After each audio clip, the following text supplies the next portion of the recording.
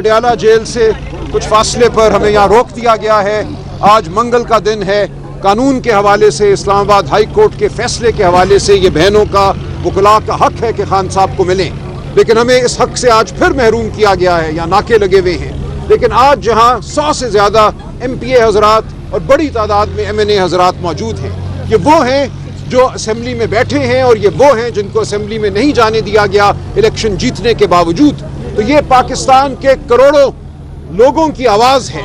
इन तमाम नुमाइंदों की शक्ल में यहाँ पाकिस्तान की आवाम खड़ी है और हम ये नारा लगाते रहेंगे, खान की आज़ादी का नारा, हर एक की आज़ादी का नारा, जिसको इस वस्तायत ज़दा निज़ाम ने कैद किया है।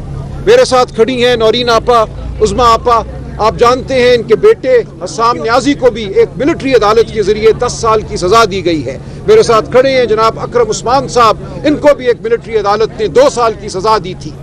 सुप्रीम कोर्ट ने अपने फैसले में ये कहा, जिसमें उन्होंने अगरचे मिलिट्री अदालतों को बहाल रखा और हम समझते हैं एक गलत फैसला है, लेकिन इस फैसले में भी उन्होंने ये कहा कि इन तमाम लोगों को जिनको मिलिट्री कोर्ट्स में सजा हुई है, इन्हें हाई कोर्ट के सामने अपील का हक दिया जाएगा और वह हक पार्लियामेंट अपने एक कानून के जरिए पैदा करेगी। तो आज उस फैसले को तकरीबन 4 माह हो गए हैं और पार्लियामेंट टस से मस नहीं हो रही। ये सुप्रीम कोर्ट की भी तौहीन है। हम मुतालबा करते हैं कि इंसाफ के लिए, इंसाफ की थोड़ी सी रमक के लिए सुप्रीम कोर्ट के फैसले को माना जाए और ये वो सुप्रीम कोर्ट है, वो कॉन्स्टिट्यूशन बेंच है जिसको 26वीं तरमीम के बाद इन्होंने खुद बनाया है। उसके फैसले को भी आज ये मानने से इनकारी हैं। तो हम मुतालबा करते हैं कि नौरीन आपा का बेटा और हमारे तमाम दोस्त जिन्हें मिलिट्री अदालतों ने सजाएं दी हैं, नाहक सजाएं दी हैं, गैर आईनी सजाएं दी हैं, उनको अपील का हक दिया जाए एक हाजिर सर्विस हाई कोर्ट के जज के सामने, ताकि दूध का दूध हो, पानी का पानी हो। इनके खिलाफ कोई शहादत नहीं थी, कोई गवाही नहीं थी। इनको 10 साल की सजाएं नाहक दी गई हैं।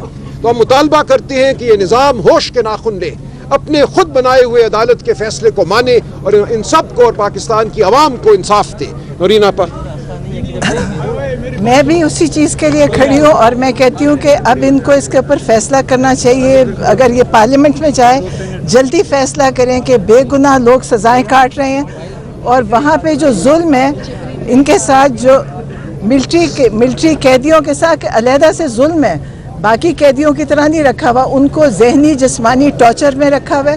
पहले जिधर वो रहकर आए हैं मिलिट्री के अंदर, बहुत जुल्म हुआ उधर। और कल एक आपको गुजरांवाला में एक बच्चे का, कासिम खोखर, एक नौजवान बच्चा जो कि मिलिट्री कोर्ट की सज़ा काट रहा था, उसको बड़ी बीमार हो गया। उसके बताया उसने कि मेरे सीने में दर्द है। ना उसको हॉस्पिटल लेकर गए और ना डॉक्टर को दिखाया, और जब उसकी लाश लेकर आए पोस्टमार्टम के लिए तो उसको हथकड़ियाँ लगी हुई थी। ये मुसलमान मुल्क है, और कोई मुल्क करता तो हम कहते, कश्मीर में होता हम कहते मुसलमानों मुल्क है।